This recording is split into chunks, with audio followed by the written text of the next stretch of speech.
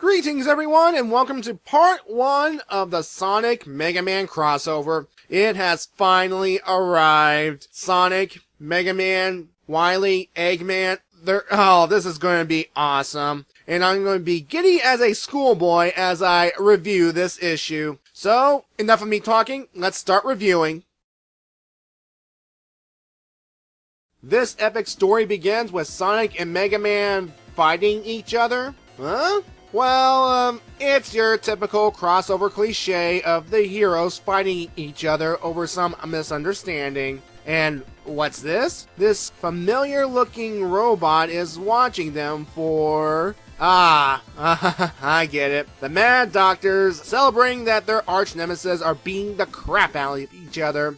And they're also looking for the Chaos Emeralds. So, how did Eggman and Wily meet in the first place, huh? Well, we cut back to some time ago with Dr. Wily arguing with Raw Moon about making a Met rice cooker when Flashman arrives with a mysterious-looking gem. A very familiar-looking gem indeed.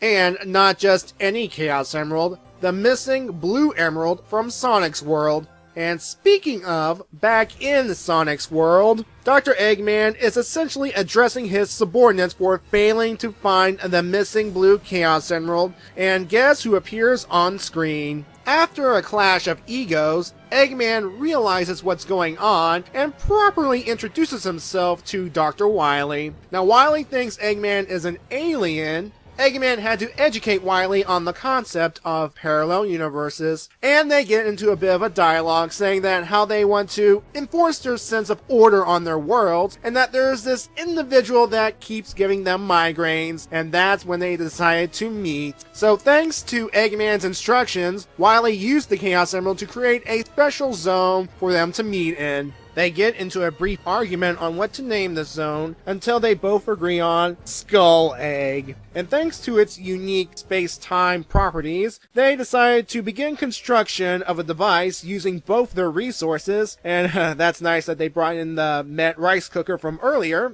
And once it's all completed, we have this brand new battle station. Once again, they cannot decide on the name, so after some rock, paper, scissors, they both called it the Wily Egg. On board is another Genesis device waiting to be pushed. Again, it's powered by the Blue Chaos Emerald. So, Wily did the honors this time around, and what it will do is it will not only affect Sonic's world, but Mega Man's world to their advantage. And as a side effect, Wily remembers everything, even future events, meaning he can create or recreate all of his robot masters. But Eggman has another idea. In Sonic's world, after the reset, Tails is getting ready to go on some kind of trip, and he's expecting Sonic at the door. Nope.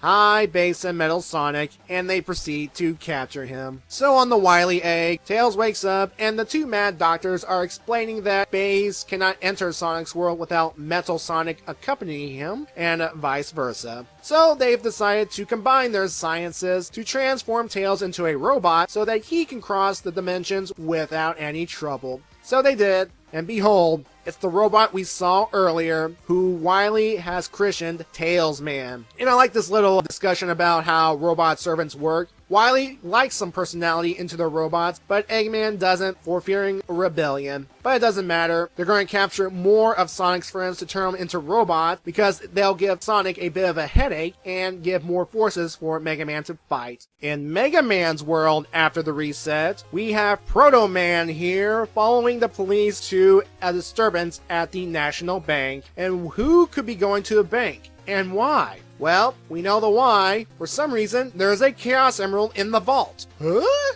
What? So, Proto Man introduces himself to his attackers. They introduce themselves as the Roboticized Masters. And in addition to Tails Man, we have Knuckles Man, Rose Woman, and Shadow Man. It's pretty obvious who these guys really are.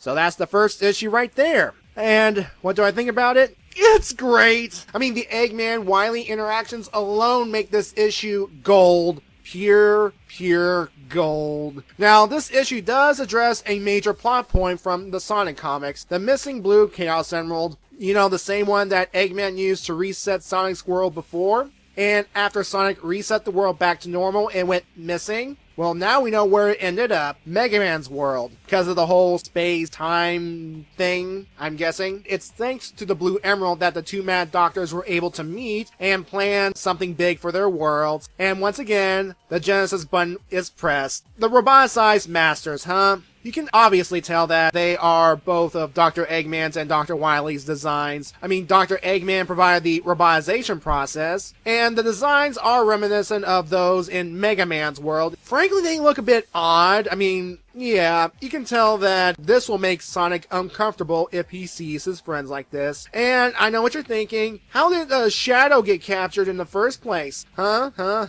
Well, double teaming by Base and Metal Sonic, I guess? I mean, it's the only explanation. And where did Base come from in the first place? Remember, the Skull Egg Zone has weird space-time properties, and who really cares? Base is here, it's the crossover. I don't care. He's here. Sonic and Mega Man fighting each other. Yeah, I told you, it's a classic cliche of heroes fighting in the crossover. It's obviously the fault of Doctors Eggman and Wily, but how did they manipulate the blue heroes to fight each other? Well, it's an answer that is given in the next part, actually. I'm going to give the Eggman-Wily show a 10 out of 10. I really love the bromance between them. I love this bromance and evil. I mean, they should do a comic just on these two guys alone.